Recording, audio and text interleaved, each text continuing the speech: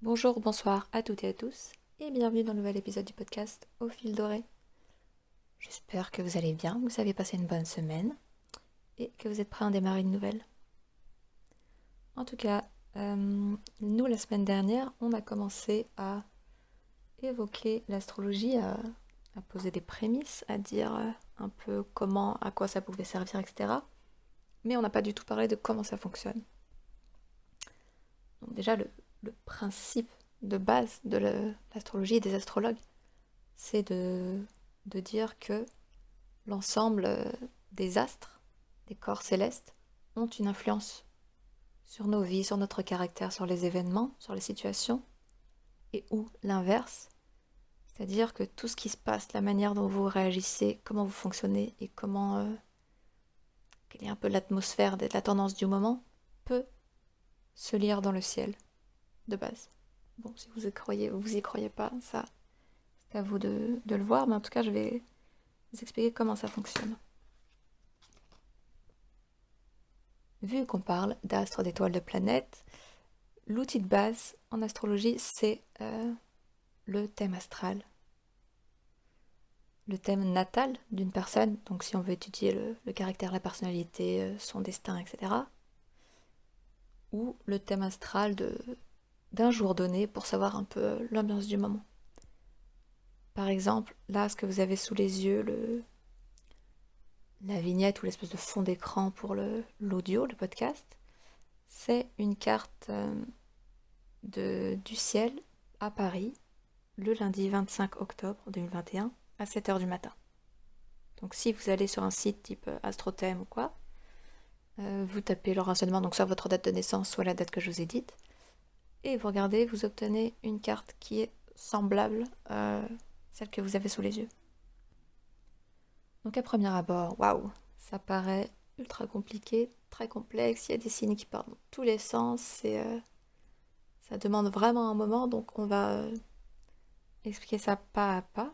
Donc ça va être un épisode assez dense, il va y avoir beaucoup d'informations, surtout pour ceux qui ont jamais entendu parler d'astrologie, mais au moins ça va vous donner toutes les clés nécessaires pour déjà pour comprendre comment c'est construit, pour savoir comment c'est construit, et pour en extraire les informations pour le lire, pour l'analyser. Alors pour que ce soit apprendre à savoir quelle est votre personnalité selon les étoiles, ou juste quelle est entre guillemets la météo du jour, on part en voyage, hop, pour vous expliquer tout ça. Donc, on y va, on part, c'est parti. On choisit une destination avec un ciel non pollué. Donc, on va choisir aller une zone de montagne ou une petite virée en campagne.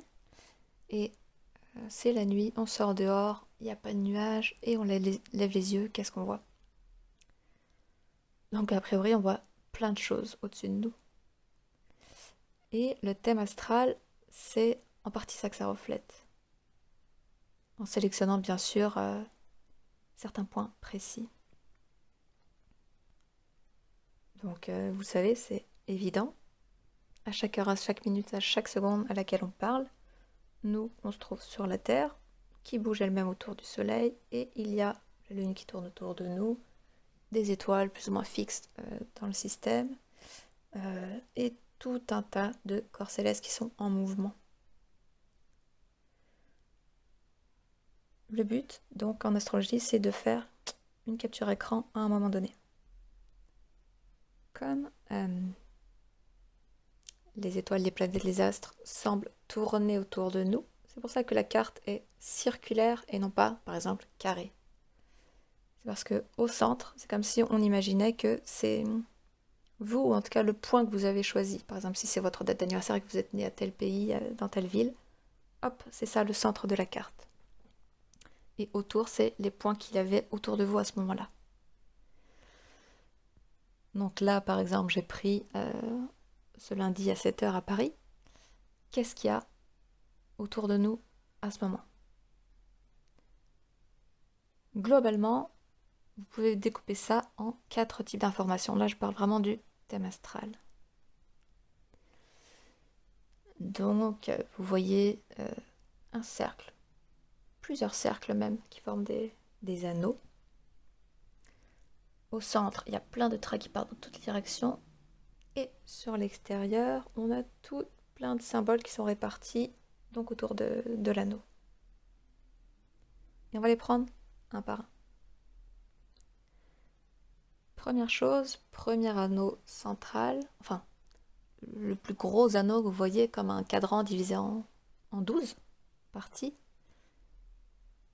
c'est les 12 constellations, les 12 signes du zodiaque. Ça, c'est un peu les points de repère dans le ciel.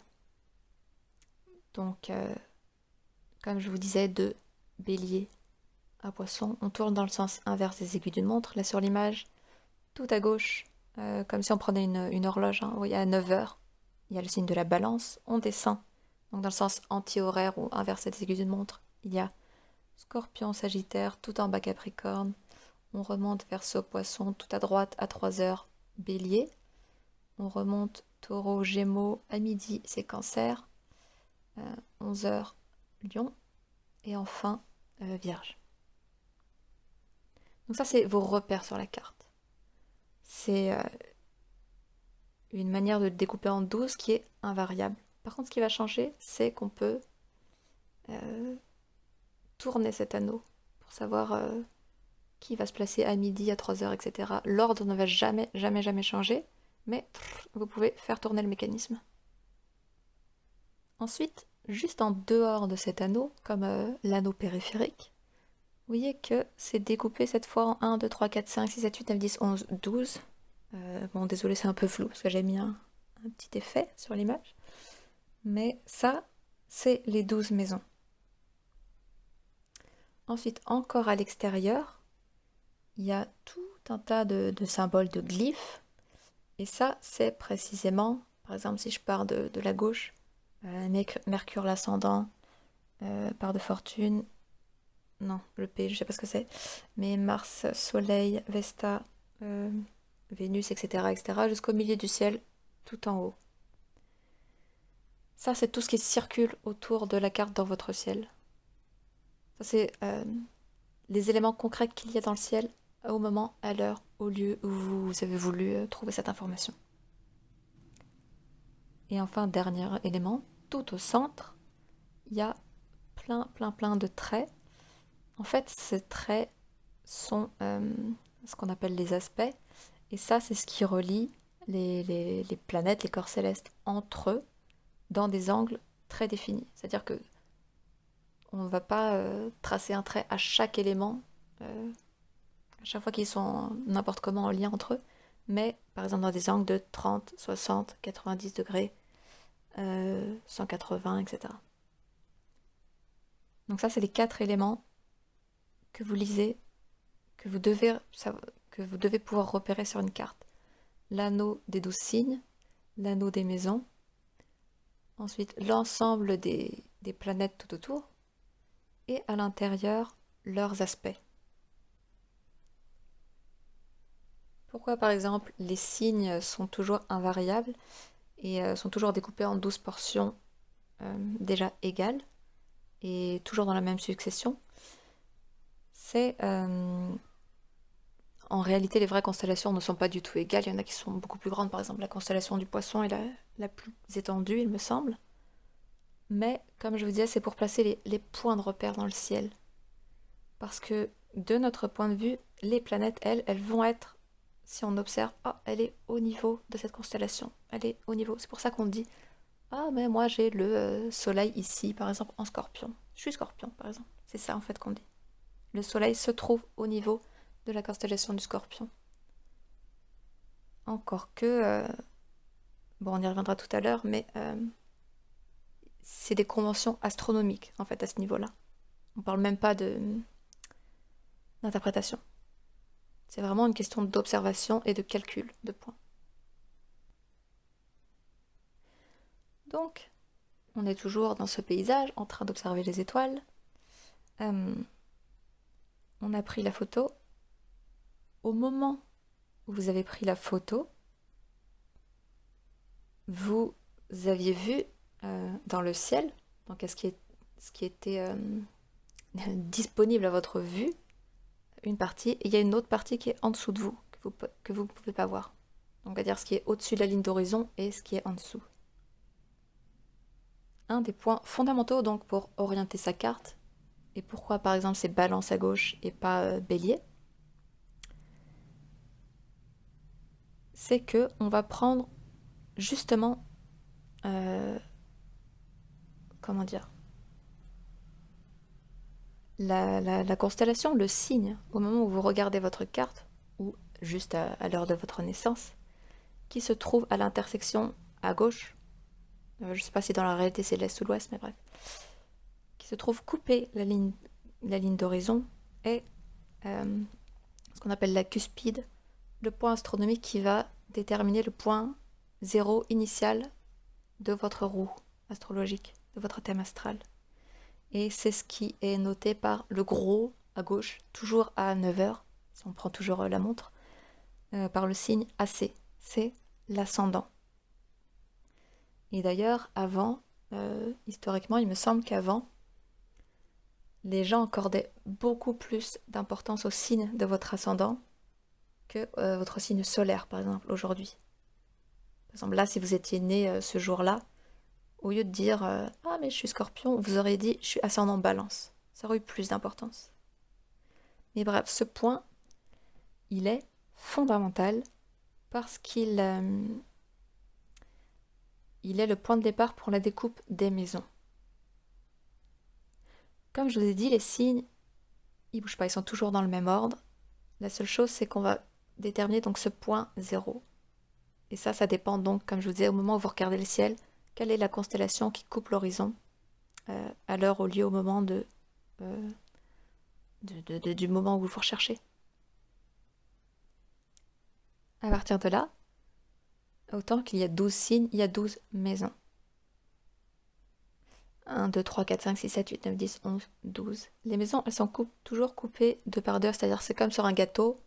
On part toujours d'un bord à l'autre du gâteau et on met pas la pointe au milieu et on coupe n'importe comment. Donc c'est pour ça qu'on parle aussi d'axe. On verra ça plus tard, vraiment beaucoup plus tard. Maintenant, même si votre point d'ascendant ne change pas, la façon dont vous allez découper les parts, là, change. Vous avez plusieurs choix, plusieurs options. La plupart du temps, mettons que si vous allez là sur AstroThème, vous demandez votre thème de naissance, il va vous découper ça dans des maisons qui sont inégales. Par exemple, là, c'est inégal. Et c'est ce qu'on appelle le système Placidus, c'est le système le plus courant aujourd'hui. Il me semble que c'est un système qui est lié avec...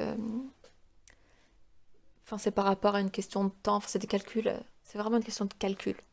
Voilà.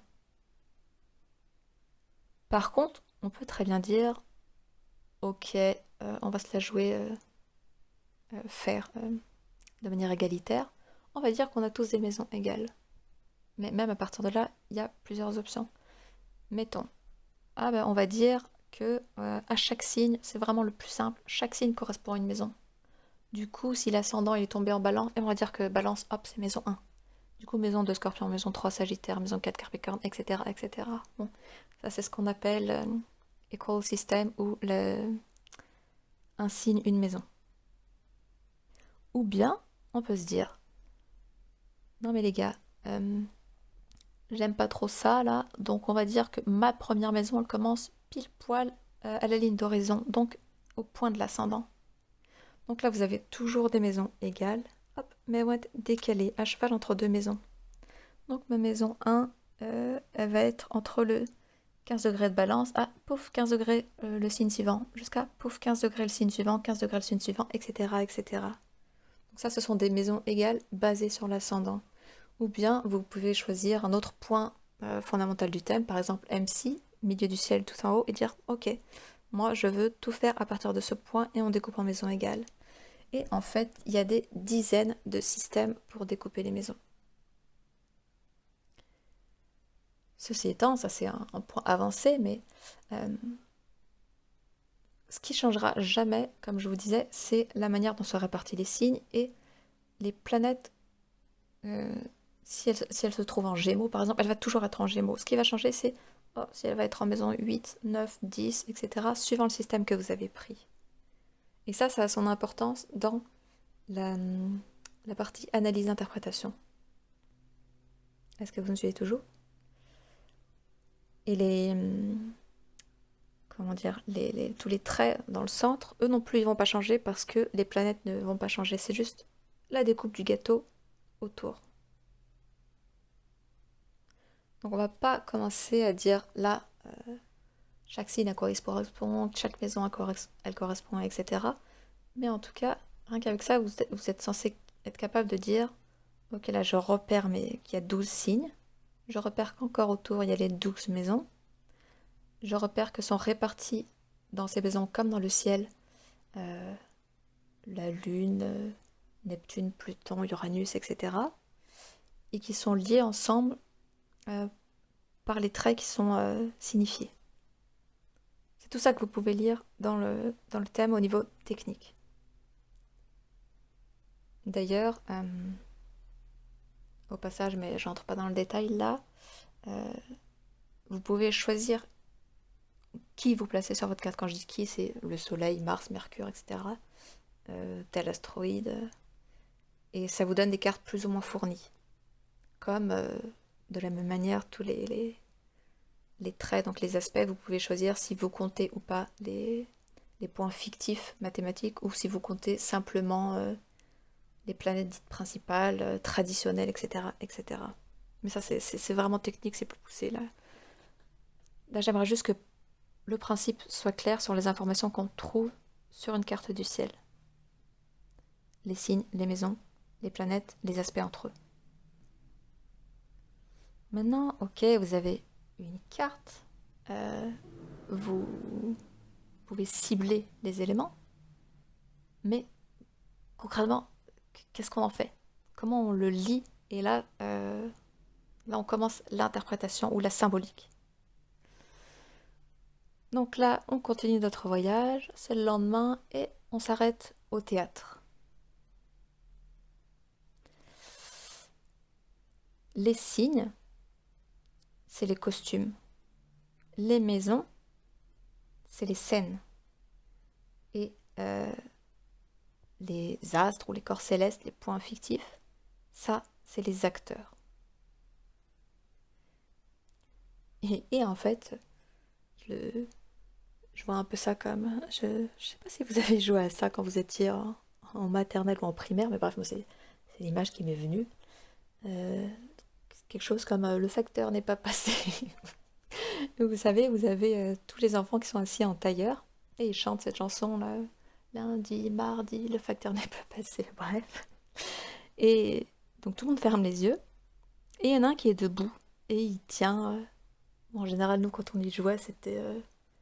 Il ou elle tenait un vêtement, quoi. Ou une balle.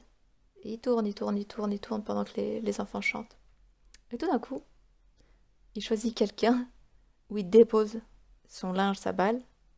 Et je sais plus exactement, mais bref, la chanson s'arrête. Et si c'était derrière vous que l'objet était, il fallait vite courir après la personne avant que et le toucher avant qu'il ne regagne votre place, etc. Sinon c'était vous le facteur, etc. Enfin bon, bref. Tout ça pour dire, je sais pas si ça se joue encore, mais disons que c'est un peu ça. Tous les acteurs tournent, comme je dis, les acteurs c'est les planètes, hein, les corps célestes, tournent en permanence dans le ciel, bougent, vivent, ils avancent. Ils tournent, ils tournent, ils tournent autour de la roue de votre carte. Et au moment où vous prenez la photo, paf, ils s'arrêtent. C'est pour ça que l'image du facteur m'était venue. Bref. Et à l'endroit où il s'assoit, où il se pose, eux, c'est des acteurs qui vont jouer leur rôle. Je sais pas, par exemple, Mars, ça va être votre manière d'entrer en action. Neptune, ça va être là où ça va être un peu nébuleux, là où vous allez avoir beaucoup d'illusions, etc. Saturne, c'est là où vous allez apprendre un peu comme un maître qui vous apprend vraiment sur la durée des leçons d'une grande sagesse, d'une grande humilité, mais avec beaucoup de temps, etc., etc., etc. Chaque acteur, au moment où vous cherchez là, ce thème, va s'asseoir à une place. Donc il va s'asseoir d'une part dans un signe, d'autre part dans une maison. Par exemple, si je prends la carte qu'on a sous les yeux, comme je disais, du lundi 25 octobre, je sais pas, moi, on prend Pluton en Capricorne, et là, avec le système, il est en maison 4. Qu'est-ce que ça veut dire? Un acteur qui tombe dans un signe, ça veut dire qu'il prend le costume de. C'est un peu comme ce que je vous ai dit la semaine dernière, quand on dit j'ai Pluton en Capricorne, ça veut dire à la manière du Capricorne. C'est-à-dire déjà, il va falloir que vous appreniez, mais qui c'est Pluton? C'est quoi son rôle? Pluton, en fait, c'est le signe qui est associé aux transformations profondes, aux grandes épreuves assez douloureuses qui est liées à votre pouvoir personnel, à celui des autres, donc qui vont rentrer dans des jeux de pouvoir comme ça, d'autorité, de soumission. C'est cette partie de vous que vous allez expérimenter dans votre vie à la manière, dans le costume dans la peau du Capricorne. Donc, Capricorne, c'est le signe de l'ambition, je pose mes plans dans le temps très solide et je les initie et je suis complètement engagée dedans. Et dans votre maison 4, là c'est la scène, mais plutôt le décor dans lequel ça va se jouer, c'est dans la maison, dans vos racines, dans votre... que ce soit votre maison, père, mère, frère, sœur, votre lieu d'habitation ou même votre pays. Ça dépend ce que vous appelez par là d'où je viens ou là où j'habite, par exemple. Et c'est comme ça que vous allez lire un à un les éléments. Après, en plus de ça, si on regarde, Pluton, il est lié 3 fois, si je vois bien. Il est lié, il me semble, au Soleil et à Mars, en Balance et en Scorpion. Et il est lié à Neptune en Poisson. On va pas dire exactement à quoi ça correspond, etc. De toute façon, c'est juste des exemples. Mais vous voyez, c'est comme ça qu'on peut naviguer à travers la carte.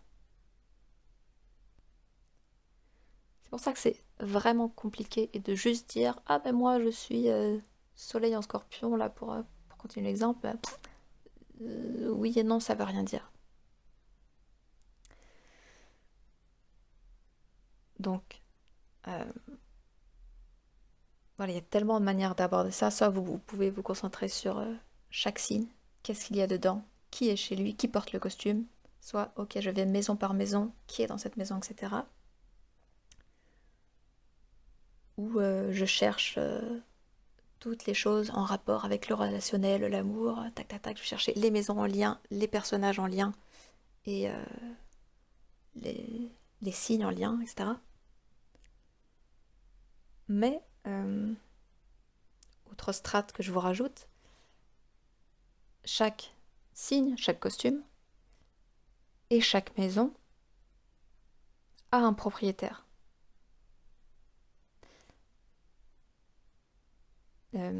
Quand je dis ça, c'est pour vous expliquer, par exemple, quand on dit ah c'est le maître du signe, c'est le maître de la maison. Par exemple, Balance. Balance, le maître du signe de la Balance, c'est Vénus. Et c'est toujours un des acteurs qui est autour de la carte. Et à l'inverse, les acteurs de la carte ont toujours un signe auquel ils sont associés. Bon, sauf si on part très loin et on va dans les astéroïdes, etc. Bon, ça c'est encore autre chose. Mais disons que les 12 signes et les 12 maisons ont tous un propriétaire, un maître, ou un copropriétaire, un co-maître. Ou c'est les rulers en anglais.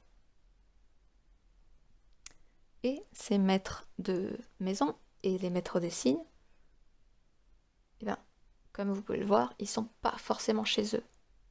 Ils peuvent être chez eux, mais ils sont, a priori, surtout ailleurs. Et ça ajoute encore une couche d'interprétation et de complexité. Par exemple, là, juste au-dessus de AC, on a le petit symbole Mercure. Mercure est donc en balance et hop, dans ce système en maison 12. Donc déjà, si vous voulez l'interpréter, vous vous dites, ok, qu'est-ce que ça veut dire? Qui est Mercure? Quel est son rôle? Qu'est-ce que ça veut dire quand lui, il est en balance? Qu'est-ce que ça veut dire quand il est en maison 12? Mais en plus de ça, pour être encore plus précis, et le but, c'est pas juste d'être compliqué pour être compliqué, c'est d'avoir vraiment plus de finesse dans votre analyse et dans la pertinence de l'information. C'est de dire que il porte le costume de la balance, mais ce costume, il ne lui appartient pas, il le loue. Donc, quand vous louez à quelqu'un, c'est comme si vous étiez un peu dans une position de... C'est le maître du signe, c'est le maître du costume, donc je dois un peu m'arranger avec lui, on va dire ça comme ça. En l'occurrence, le propriétaire du costume, de la balance, c'est Vénus. Elle est où? Elle est en Sagittaire.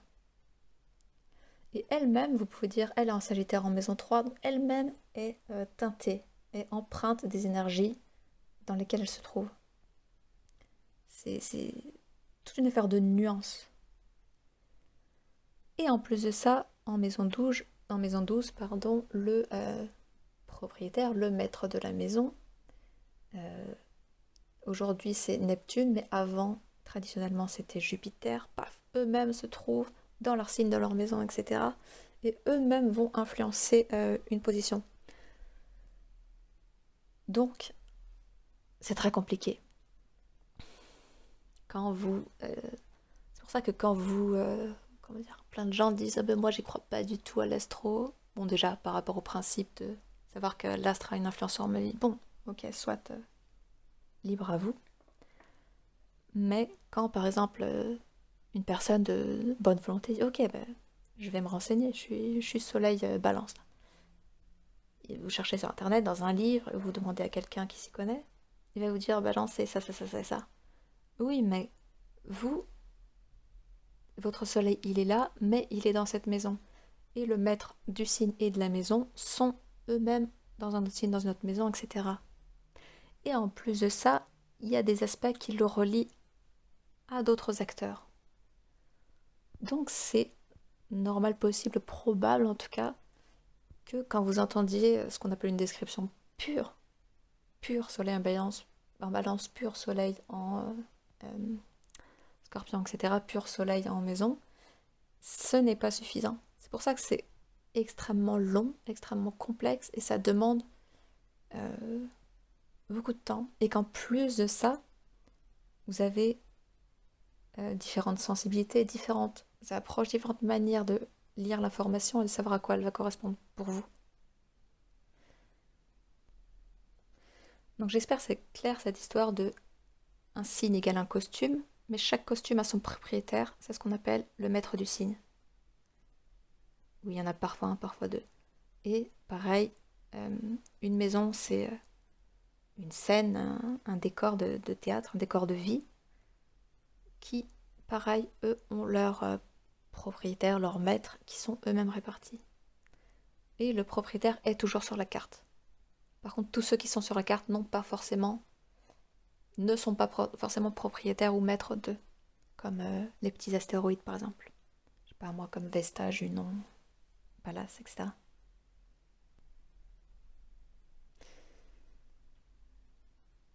Maintenant, toujours dans ce théâtre,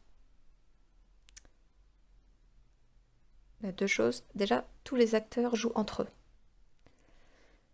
C'est-à-dire,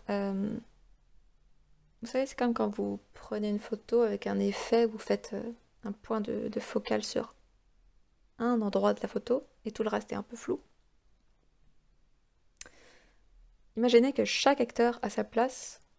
Autour de lui, il a un système de filtres comme ça ou en face de lui à 180, à côté à 90, enfin sur chaque côté à 90, à 30 degrés, à 60 degrés.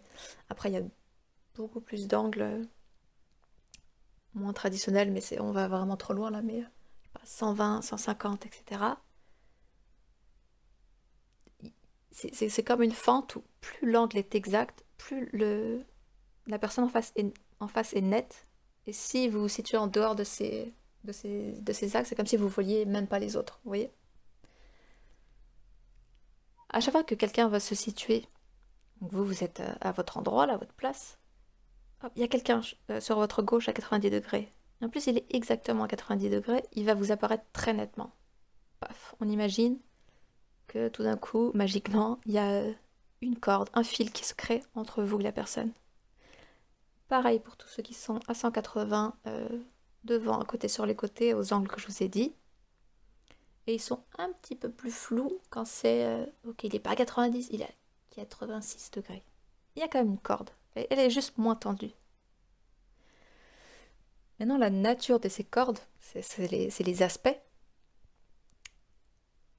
euh, va différer selon les angles. C'est-à-dire qu'il y a des aspects qui sont dits, comme je vous disais la dernière fois, plus ou moins bénéfiques et d'autres plus ou moins délétères. Imaginez, je sais pas, que les mauvais angles, entre guillemets, c'est par exemple les carrés à 90, les oppositions à 180, ou parfois même d'être juste, mais juste à côté de quelqu'un. Et bien, on peut imaginer que la corde qui vous relie, sur ces angles-là, c'est comme si, à chaque fois que l'un des deux sur la corde bougeait, je sais pas moi, ça vous envoie une décharge électrique. Ça vous envoie une espèce de vibration. Enfin, c'est vraiment désagréable. À chaque fois que l'autre bouge, vous bougez aussi. Tout le temps. Systématiquement, vous êtes liés pour la vie. Ça, c'est pour les aspects un peu durs, comme on dit, un peu négatifs. Donc les carrés, les oppositions, même parfois les conjonctions. Et il y a les aspects dits complètement l'inverse, bénéfiques. Ça va être les 30 degrés, 60 degrés, les trigones, les sextiles. Et ça, c'est tout l'inverse. À chaque fois que vous allez bouger, c'est comme si ça vous envoyait, je sais pas, une onde de douceur, de bienveillance, hein, ou des blagues. Vraiment, c'est genre... parce qu'en général, ça lie les signes de même élément, par exemple, deux éléments feu entre eux, deux éléments terre entre eux, etc. Donc c'est vraiment... Il y a déjà une connivence de base. Mais en plus, comme ils sont dans un angle qui est tendu, mais bon, ça va... C'est comme si ça renforçait une amitié déjà présente, vous voyez? Et encore une fois, plus l'angle est précisément 90, 30, 60, etc., plus la corde va... Le lien entre les deux va être solide, va être important. À savoir que, en fait, quand je parle des rôles, des planètes, etc., soit on part dans l'astrologie psychologique, et ça c'est une partie de vous, par exemple, c'est votre psyché, c'est votre manière de réfléchir, c'est votre manière de communiquer avec les autres. Et l'autre qui est en lien avec la planète qui est en lien avec ça, qui est sur la même corde, c'est votre manière d'évaluer ou de valoriser les choses, vos possessions, etc. S'ils sont en accord, ben, tant mieux. Ce que vous dites est en accord avec vos valeurs, par exemple. Ou si c'est un carré ou une opposition, ben, c'est l'inverse. Ce que vous dites n'est pas forcément ce que vous valorisez, ou oui, il y a une espèce de tension interne. Donc ça, c'est en vous, mais, comment dire, comme c'est ce qui vous appartient, ça peut aussi se manifester à travers les autres. On peut très bien dire que la manière dont vous parlez va heurter systématiquement quelqu'un dont les valeurs, c'est pas qu'elle va être opposée, ça va pas trop marcher. Ou l'inverse, vous allez rencontrer que des gens qui vont vous renvoyer cette image de ah ouais, c'est en accord avec mes valeurs, etc. Comment on communique, tout est fluide, c'est génial. Tous les acteurs, les corps célestes, c'est soit une partie de vous, soit vous avec le monde extérieur. Ensuite, la deuxième précision que je voulais vous dire, c'est enfin, comme dans la vraie vie, comme les véritables acteurs, comédiens, etc. Mais il y a des rôles qui leur vont, il y a des rôles qui leur vont pas du tout. Et il y a des rôles qui sont, mais alors, incongrus. Ah, déjà, on a tous eu une tronche, quoi, une aura, comment on appelle ça, une réputation. Eh bien, imaginez, je sais pas moi, l'acteur totalement balafré, vieux, avec une voix rauque, qui fume beaucoup, et on lui distribue le rôle pour la vie de, euh, de l'enfant. De l'enfant naïf, imaginaire, complètement perché, très space, etc. Enfin, il y a un truc qui va être bizarre. Et bien ça, c'est ce qu'on appelle quand on a un positionnement qui est, euh, on va dire qu'un signe, enfin un astre est en débilitation ou en chute ou en exil. Ça veut dire ça. Tandis que s'il était chez lui dans son rôle naturel, ah, là on dit que soit le signe, l'astre est à domicile, il est chez lui, il a son costume à lui, donc tout est bien, tout est naturel, ou bien il est exalté, c'est-à-dire qu'il c'est pas son costume à lui, mais alors c'est un rôle dans lequel, enfin un costume dans lequel il brille, il est génial. Donc vous voyez, il y a tellement d'informations qu'on peut extraire dans une carte. Euh, J'espère que la métaphore du théâtre vous aide à savoir que un rôle, un costume, une maison, chaque maître costume ou scène a un propriétaire, etc. Et ils sont tous en interaction les uns entre les autres. Après, c'est possible, c'est un peu plus rare que quelqu'un soit complètement en solo tout seul. Et ça a son incidence, mais bref, c'est déjà trop compliqué. Donc signe, maison, euh, planète, astre et aspect. J'espère que c'est clair ça pour vous. Sachant que pour boucler cette image du théâtre, vous voyez bien que comme chacun a son rôle, son costume, etc., ils sont tous en dialogue, tout ça, au fond, ça vous donne, si on reste du coup dans l'astrologie, soit psychologique, soit karmique, ça vous donne les grands thèmes de votre vie. C'est ça qu'on parle de thèmes de naissance, etc. C'est pour, mais sans que vous le preniez non plus trop au sérieux, trop lourd sur vos épaules, trop à la lettre. C'est euh, c'est juste des informations. Mais vous pouvez déjà y lire des, des choses et vous dites, ah tiens, c'est marrant, ça ressemble à quelque chose que je vis régulièrement dans ma vie. Euh, Quelque chose à laquelle je suis confrontée. Ah oui, c'est vrai, ça me parle. Ou au contraire, mais alors ça vous parle, mais pas du tout. Soit ça vous parle pas du tout, parce que comme je vous dis, il y a les nuances du fait de en signe en maison, parce que le propriétaire est là, etc. Soit. euh, donc chaque acteur a pris une place dans votre vie à cette place. Ils sont bons ou pas bons, euh, ça leur convient ou pas, mais tout simplement, euh, ils sont peut-être pas, ils sont peut-être juste endormis déjà. Ce que je veux dire, c'est que par exemple, on a tous deux mains, deux bras, une tête, etc. Mais c'est pas parce qu'on a tous le même outil, euh, la même ressource, qu'on va l'utiliser pareil, ou qu'on va l'utiliser tout court. Par exemple, si je décide de faire une carrière en musique et je sais pas, moi je vais être pianiste, enfin, vous aurez pas du tout euh,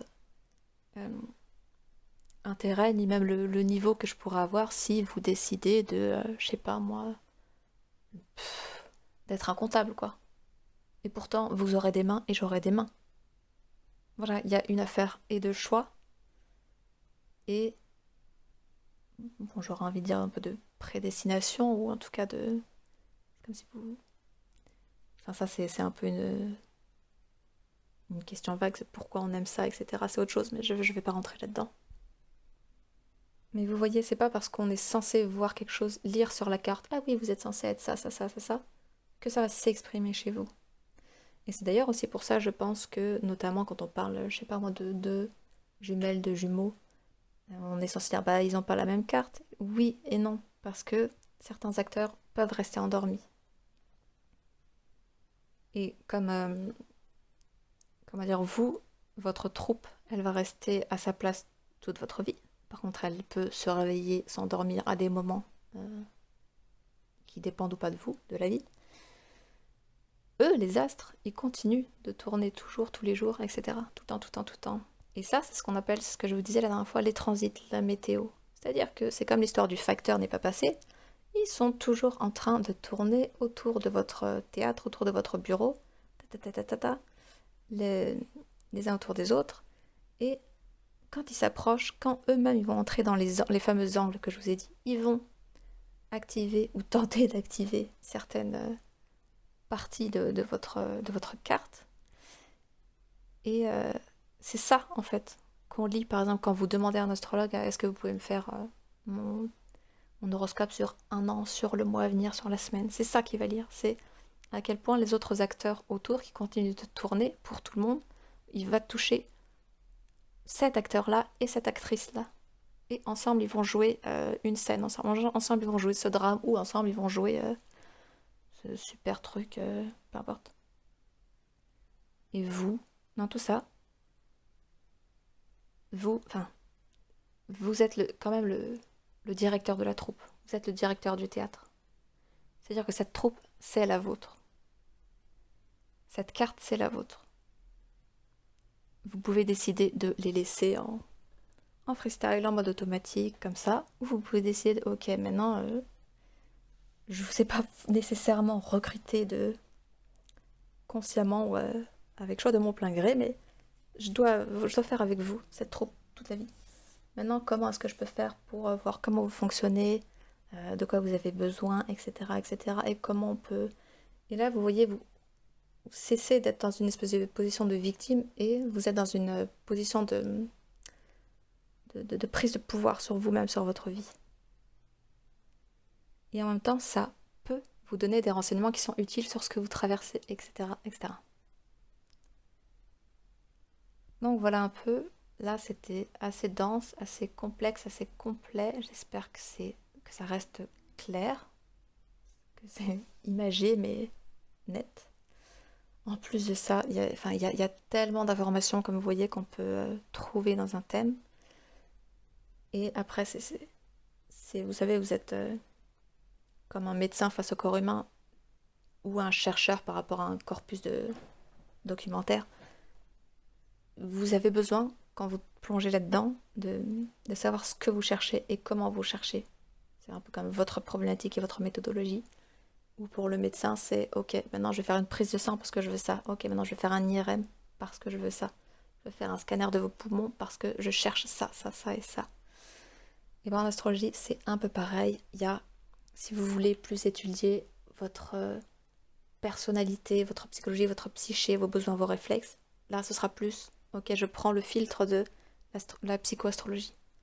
Si je veux, pour ceux qui, j'avoue je connais pas du tout, mais par exemple je sais que physiologiquement, même votre état, votre corps, il y a ce qui s'appelle l'astrologie médicale, il y a l'astrologie karmique pour savoir, ok, ça s'est passé dans votre enfance, mais si on remontait plus loin, ça semble s'expliquer par quelque chose qui n'est pas arrivé, etc. Et qu'est-ce qui risque d'arriver dans votre vie, quelle est votre, entre guillemets, destinée.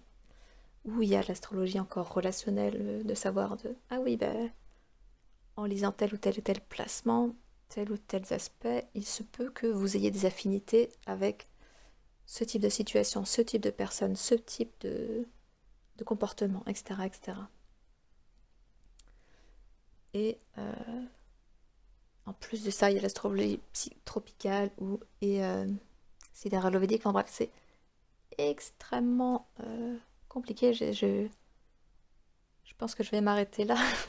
Je voulais parler des écueils, mais peut-être que j'en ferai un mini épisode à part ce mercredi.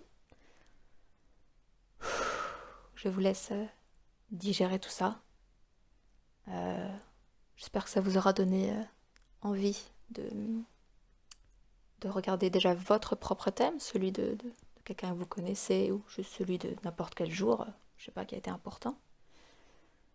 Après, c'est normal, là, si c'est nouveau, si tout est confus, tout est pas rentré, c'est pas grave. Euh, parce qu'on va continuer à y aller plus en profondeur à chaque fois, par étapes. Par exemple, on va commencer par les signes après. Ensuite seulement, on verra les maisons. Ensuite seulement, etc., etc. Pour pas donner tout d'un coup. Donc, merci déjà d'avoir survécu, si vous êtes encore là, de m'avoir suivi, ou pas, du mieux que vous pouviez. Je vous en voudrais pas dans tous les cas. Et félicitations pour l'inverse. Mais je vous souhaite, écoutez, une bonne semaine, une bonne plongée, si vous décidez de tomber dans ce... Comment on dit en français? The rabbit hole. Le puits sans fond, quelque chose comme ça, de l'astrologie. Bienvenue. Peut-être que on se retrouvera quelque part dans ce puits. Mais écoutez, passez une bonne semaine, portez-vous bien. Je vous souhaite tout le meilleur, peut-être des petites surprises. Et on se dit donc soit mercredi, soit lundi prochain pour le prochain podcast. Merci, à bientôt.